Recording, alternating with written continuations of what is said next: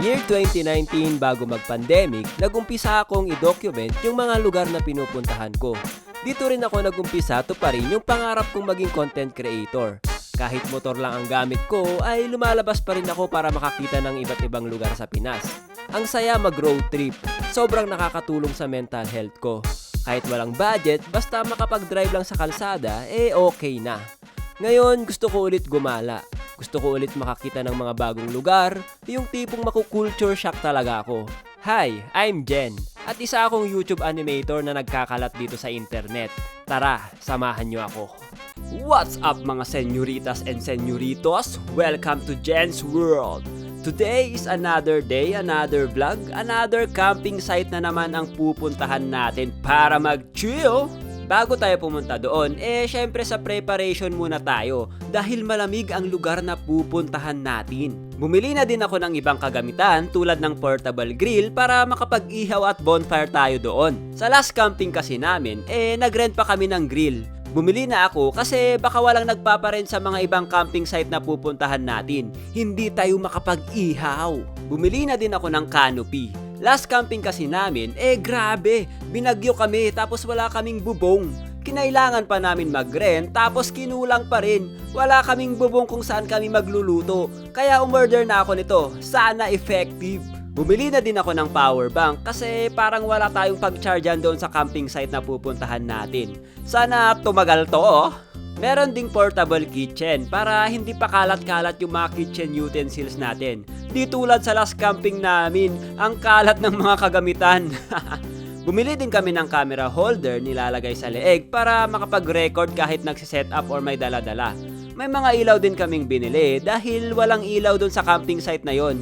Hindi tulad sa Camp Awol na may pailaw sila. May waterproof bag na din kami sakali umulan. Last camping kasi namin, nabasa yung mga damit namin. Bumili din kami ng bonnet kasi sabi ko nga malamig sa lugar na yon. Kaya kailangan natin ng dagdag proteksyon. Syempre bumili na din ako ng mini gasol. Mabilis kasi maubos yung butane. Tsaka magluluto tayo doon ng mga masabaw na pagkain. So, nag-impake na nga kami dito. Madaling araw sana kami babiyahe para maabutan yung sunrise sa daanan.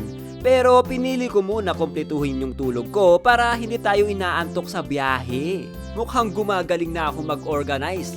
Malapit na akong maging pro camper. After mag-impake, sinundo na namin si Pinya. Baka hinog na siya doon kakaantay. Hindi nga lang nakasama ang ating master chef, sayang. Kaya si Eliban ba ng ating magiging master chef ngayon? Bumalik din muna kami sa bahay nila Pinya dahil nakalimutan niya yung sword niya. Papatay daw kasi siya ng demon sa camping site. Bago kami bumiyahe, naisipan muna namin mag-breakfast dahil hindi pa ako kumakain. Sinay-Jess ni Pinya na dito kami kumain sa The Hall of Plate. Sabi niya may mga artista daw na kumakain dito minsan. Kaya sabi ko, tara, try natin. Baka masarap. Habang inaantay namin yung order namin, nag-selfie-selfie muna kami dito sa salamin ng bintana. Pang mirror shot daw. At dumating na ang order namin. Sheesh! Napakasarap! Pinikpikan na may halong itag na may halong basta masarap pati na yung sabaw. Samahan mo pa ng napakagandang view pero walang clearing. After kumain ay umalis na kami. Dinaanan na din namin yung sleeping bag ni Pinya dahil dumating na daw. Buti na lang hindi pa kami nakakaalis ng Baguio. Titigas talaga siya sa camping site kung wala siyang sleeping bag. Ang camping site pala na pupuntahan natin ay ang Lake Tabeo. Located siya sa Kabayan, Benguet. 3 to 4 hours ang biyahe depende sa takbo. Dumaan kami sa Ambuclao Road kung saan kami pinapajogging dati. Sobrang nakakahingal dito kasi pataas. Labas dila kapag nagjogging ka.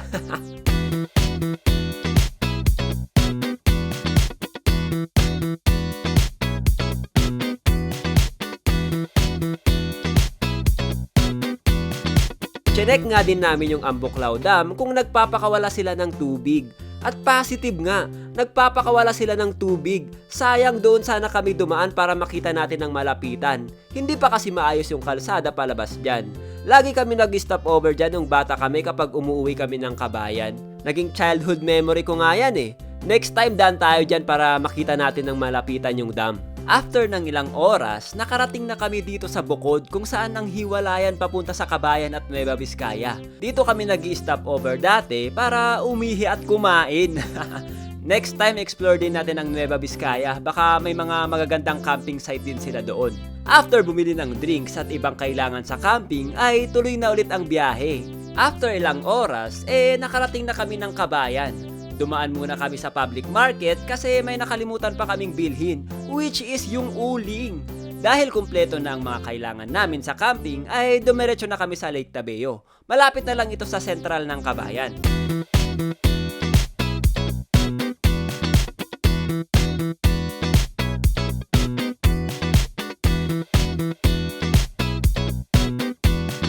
Nag-stop over muna kami saglit para enjoyin ang napakagandang view dito sa taas. Grabe, napakaganda. Alam mo yun, yung parang matutulala ka na lang sa ganda ng view dito. Napakasariwa ng hangin. Amoy na amoy mo yung mga fresh na gulay. Sheesh!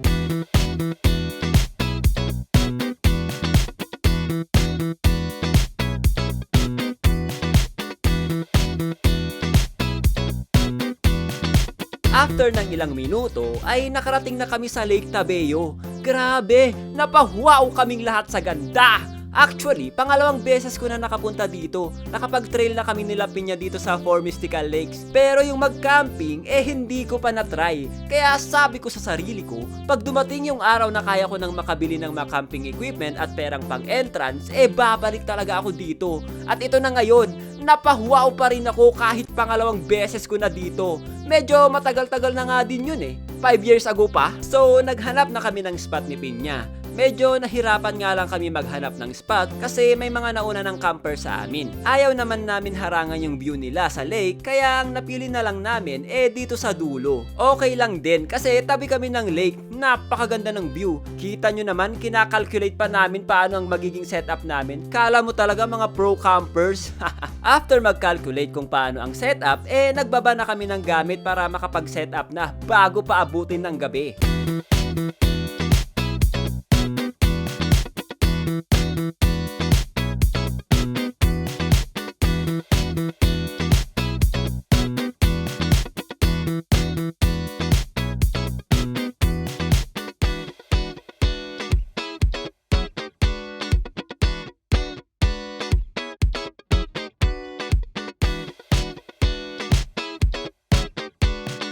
After mag-setup, tamang pahinga muna kami nila Pinya.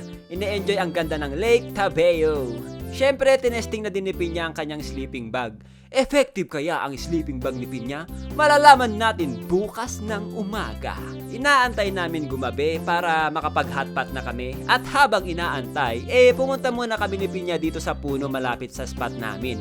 At napakagandang spot to para mag-picture-picture. Tamang kwentuhan lang din muna kami dito habang paunti-unti nang dumidilim. Nilabas na din namin ang mga ingredients ng hotpot para ma-prepare na. China-challenge din namin ang sarili namin kung kakayanin namin yung lamig. Walang magja-jacket hanggat kaya pa. At hindi namin kinaya yung lamig. Nag-jacket na kami ni Pinya habang niluluto ang aming hotpot. Grabe, napakalamig, tagos sa buto.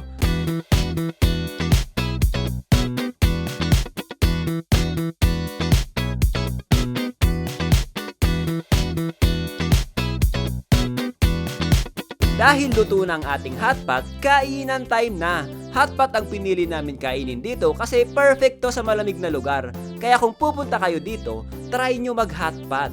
Pagkatapos kumain, nag-set up kami ng bonfire dahil napakalamig pala talaga. Sinacrifice na namin yung isang uling namin dahil wala pala kaming kahoy pang bonfire. Nangalakal na lang kami ni Pinya sa paligid-ligid kung may mga kahoy. Buti na lang meron kaming nakita.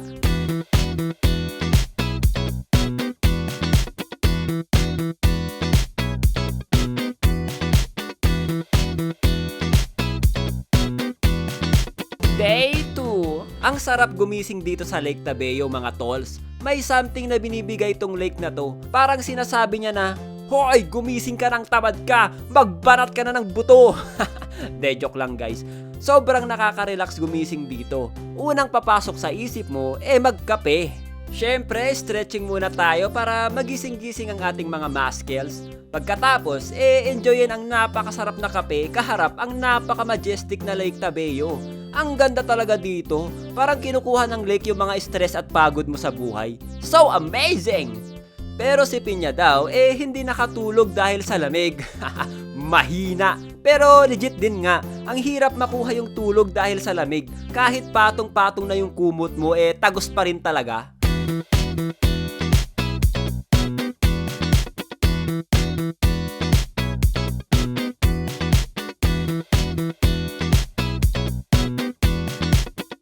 After magkape, nagluto na kami ng breakfast. Pinainit na din namin yung ibang tira namin kagabi sa hotpot para hindi sayang. Kahit overcook na yan, kakainin pa rin natin yan syempre.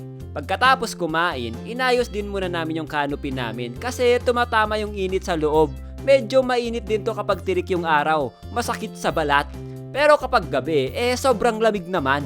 Wala kaming ginawa buong araw kundi mag-chill lang. Yun lang naman talaga ang gusto ko sa camping yung makapag-relax, alam mo yun, yung makapagpahinga ang utak natin. Pero hindi pala nakapagpahinga yung utak ko nung naglaro kami ng Ono, Leche. Kailangan pala ng utak dito. Pero ang satisfying manalo sa card game na to After namin maglaro, sinubukan namin maligo ni Pinya at napakalamig ng tubig, grabe. Pero refreshing siya, sarap sa katawan. Bumili na din kami dito ng kahoy pang bonfire. Medyo pricey nga lang siya, nasa 250 isang bundle. Kaya kung namamahalan kayo sa 250, mas okay kapag magdala kayo ng sarili nyong kahoy. Nag-work muna ako dito saglit para i-check yung mga work ng production team natin. Sabi ko magpapahinga yung utak ko Pero wala kailangan natin magtrabaho pa rin. Grabe, yung mga unang merch ko nagagamit pa ni Pinya. Amazing boy! Pagsapit ng hapon, ramdam na ang lamig. Hindi katulad kahapon na may sunset pa. Pero ngayon, ramdam na talaga ang lamig. Nagbalaipo makunat na nga din si Pinya dito dahil sa lamig Dahil malamig na naman, it's coffee time! Lumipat muna kami ng pwesto ni Pinya dahil nagta-timelapse siya dito. Wala na din kasi yung ibang camper kaya solo namin yung area.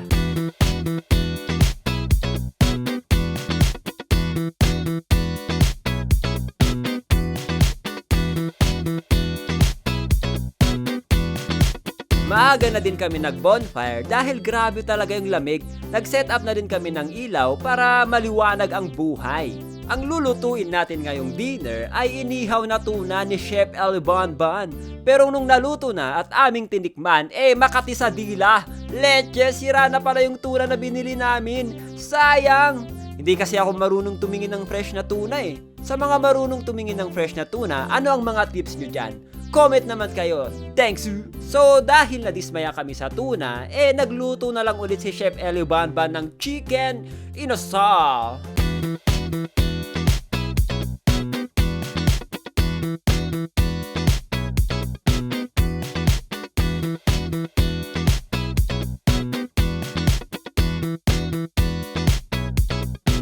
Day 3! Siyempre, tamang kape at kwentuhan pa rin sa umaga. Prepare na din ni Chef Eli ang kanyang lulutuin na pork and beans para sa aming breakfast.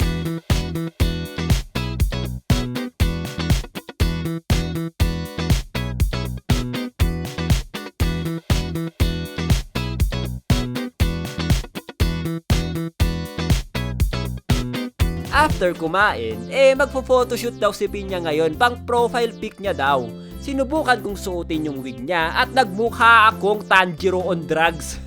Iko-cosplay ko nga din sana si Gio dito pero nasira yung wig ko, tsaka hindi ko pa naipaayos yung pants. Okay, so pipicturean muna natin ang Tanjiro ng Pinas dito sa puno. Sa mga cosplayer dyan, maganda mag-photoshoot dito sa Lake Tabeo. Try nyo pumunta, mapapahuwaw kayo sa ganda. Mas lalo kayong gaganda at popogi kapag dito kayo magpo-photoshoot.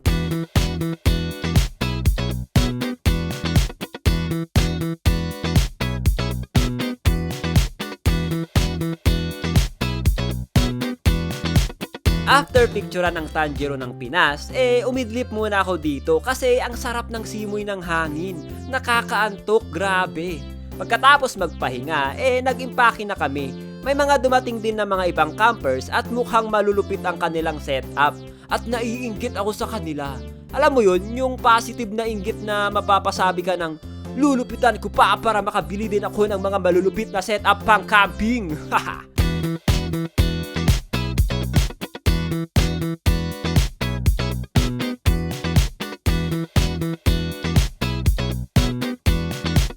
medyo nabitin ako sa pag-camping dito sa Lake Tabeo. Sobrang na-inlove kami sa pag-camping dito. Kaya sinisigurado ko na may part 2 pa tayo dito. May inopen daw na bagong bundok dito, kaya siguro sa pagbalik natin, try naman natin mag-trail.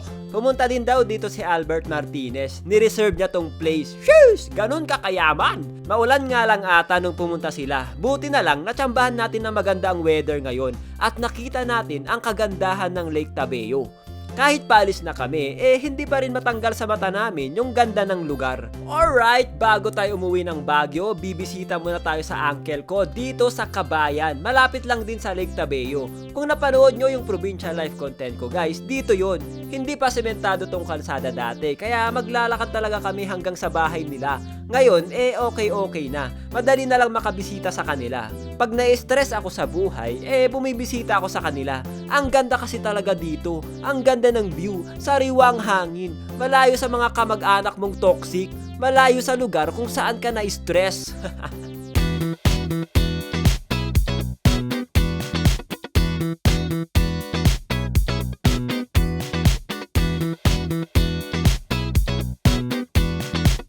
After ilang minuto ng pagdadrive sa matarik na daanan, andito na kami sa kanila uncle ko. Siya yung napanood nyo sa provincial life na content ko. Alam nyo bang idol na idol ko tong uncle ko na to? Grabe tong tao na to. Siya yung taong walang galit sa katawan. Alam mo yun, yung kahit awayin mo to hindi kanya papatulan. Napakabait ng uncle ko na to. Hindi ako nagsisisi na inuwi niya ako dito nung bata pa lang ako. Pina-experience niya sa akin ang isang the best na experience sa buhay ko. After mag-usap-usap at kamustahan, kumain muna kami, tsaka kami naligo, nagpahinga at naglaro na naman ng Ono. Day 4. Good morning kabayan, good morning kape, good morning uncle. Grabe, ang sarap gumising dito sa Kabayan. Ganda ng view, gaganahan ka talaga mag-exercise dito. Yung mga exercise ng mga tao dito pupunta sa farm para magtanim o kaya mag-ani ng mga gulay. Kaya ang lalakas ng mga legs ng farmers everyday leg day, sheesh! Bago kami umuwi, bumisita muna kami sa old house ng uncle ko para ipakita ko sa inyo yung mga pinagkukwento ko sa mga animation content ko. Tulad nitong kape, ang sarap amoy nito habang grind. Simula ata nung pumunta ako dito, nahilig na ako magkape. Andito pa rin yung mga ibang kagamitan tulad nitong pangbayo ng palay. Hindi ko to mabuhat dati nung bata ako Solid na kahoy kasi to. Pwede na nga din tong pang-exercise Umakyat din kami sa second floor kung saan nangangalkal ako ng mga kagamitan dati nung bata ako. Punong-puno to dati, ngayon wala na halos mga gamit. Pinaglalagayan na lang ng mga saging at kape. Ito rin yung basket kung saan nilalagay yung mga gulay tapos binubuhat nila pataas sa bundok. Grabe, whole body workout to kapag binuhat mo pataas ng bundok. May zipline na din dito para hindi na sila mahirapan magbuhat pababa. Laking tulong nito, dati wala to Bubuhatin mo pa talaga pababa yung gulay at mga kahoy. Na-inlove talaga ako sa place na to kahit bata pa ako noon. Gustong gusto ko sumasama sa uncle ko dati para magbungkal ng lupa. Akala nga nila magiging farmer ako pag laki ko Dahil na-experience ko yung buhay dito, sobrang laki ng respeto ko sa mga farmers. Kung wala sila, wala tayong kakainin. Next time siguro, gagawa ko ng content about daily life ng mga farmers dito. Susubukan natin kung kaya natin yung ginagawa nila. So, nag-impake na kami nila Pinya para sumaglit sa Bugyas. Gusto namin subukan magbabad sa hot spring nila.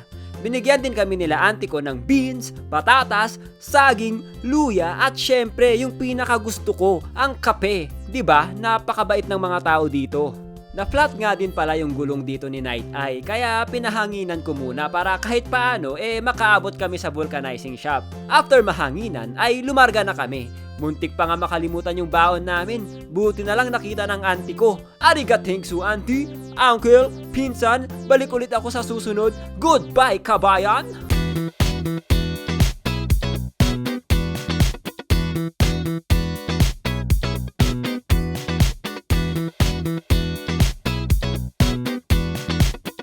So bago kami pumunta ng Bugyas, nagpa-vulcanize muna kami saglit. Ang unang flop ni Night ay ngayong taon. Grabe yung tumusok sa kanya, medyo mahaba-habang bakal. Buti na lang hindi umabot sa mugs. Pagkatapos magpa-vulcanize, dumiretso na kami ng Bugyas at nadismaya kami sa hot spring nila. Ayaw ko sana i-bash yung place, no? Pero sana mag-stick sana sila sa mga rules and regulation nila na bawal daw uminom. Pero nung pumunta kami doon, may mga nagsidatingan na magiinom sa place. Sinubukan din namin pumunta sa ibang lugar pero dismayado pa rin kami kasi ang dumi. Nagkalat pa ang mga sachet ng shampoo. Okay lang naman sa akin kung hindi aesthetic, hindi instagrammable yung place, no? Pero yung cleanliness man lang sana ng lugar para kahit paano makapag-enjoy naman, di ba? So, umalis kaming luhaan nila Pinya. Gustong-gusto pa naman namin magbabad sa hot spring. Sinabi ko na lang na hanap na lang tayo ng cafe sa daan para pampalubag loob. So, dumaan kami ng Abatan, papuntang Atok Benguet, buti open pa tong Northern Coffee House. Pa-close na sila kaya last customer na kami dito. At yun, nakapagkape na ang koya nyo. Kung may mga hindi magandang nangyari sa buhay nyo, magkape lang kayo. Alright, hanggang dito na lang tong vlog na to. Hanggang sa muli, paalam!